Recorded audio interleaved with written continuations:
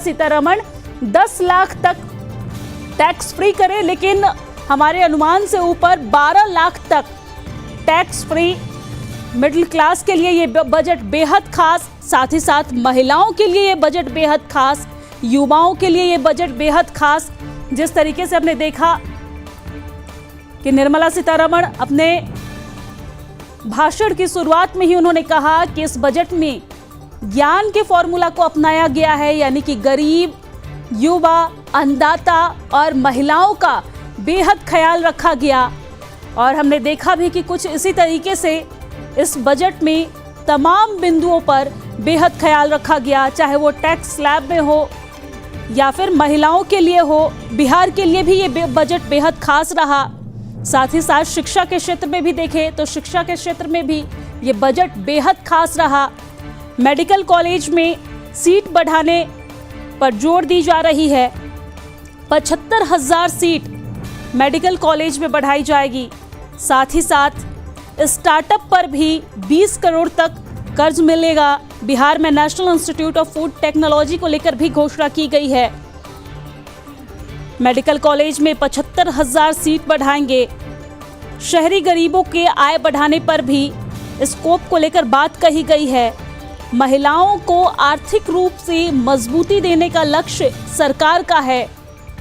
और सदन में बजट पेश हुआ। ये बजट बेहद खास, महिलाओं के लिए, युवाओं के लिए, गरीबों के लिए और साथ ही साथ किसानों के लिए भी।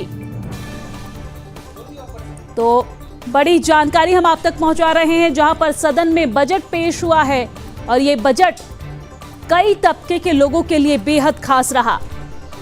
मोदी 3.0 का पहला पूर्ण बजट था और इस बजट में वाकई विकसित भारत के संकल्प को लेकर विकास पर जोर दिया गया।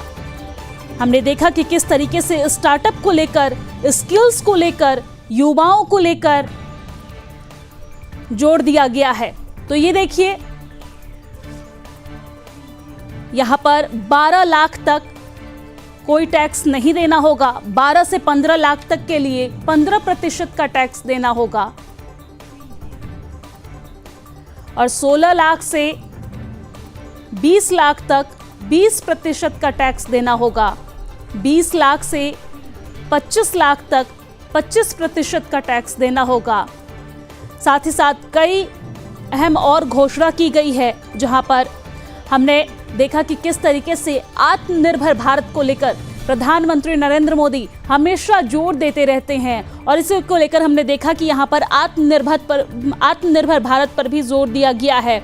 और इसको लेकर दाल उत्पादन में आत्मनिर्भर पर जोर दिया गया है। किसानों को खेती का उचित मुआवजा दिया जाएगा। पारंपरिक सूती के उत्पादन पर भी जोर दिया जाएगा, क्योंकि आत्मनिर्भर भारत से ये किसानों को जोड़ता है। और साथ ही साथ बिहार के लिए मखाना बोर्ड बनाने का ऐलान भी यहाँ पर किया गया है। डेयरी और मत्स्य के लिए भी यहाँ पर विशेष जोर दिया गया है। 5 लाख तक कर्ज डेयरी और मत्स्य पालन के लिए, मछुआरों के लिए भी स्पेशल इकोनॉमी जोन। और इसी के साथ MSME की क्षमता भी लगातार बढ़ रही है। सब्जी और फल को लेकर भी हमने देखा कि इस भाषण में निर्मला सीतारमण उन्होंने कहा कि सब्जी और फल की पैदावार पर भी, उसे बढ़ाने पर भी जोर। और इसी के साथ 5 लाख महिलाओं के लिए कई तरह की घोषणा इस दौरान की गई है। साथ ही साथ स्टार्टअप को 20 करोड़ तक कर्ज मिलेगा। बिहार में national institute of food technology की भी घोषणा की गई। ई श्रम पोर्टल के गठन का भी को लेकर चर्चा की गई। साथ ही साथ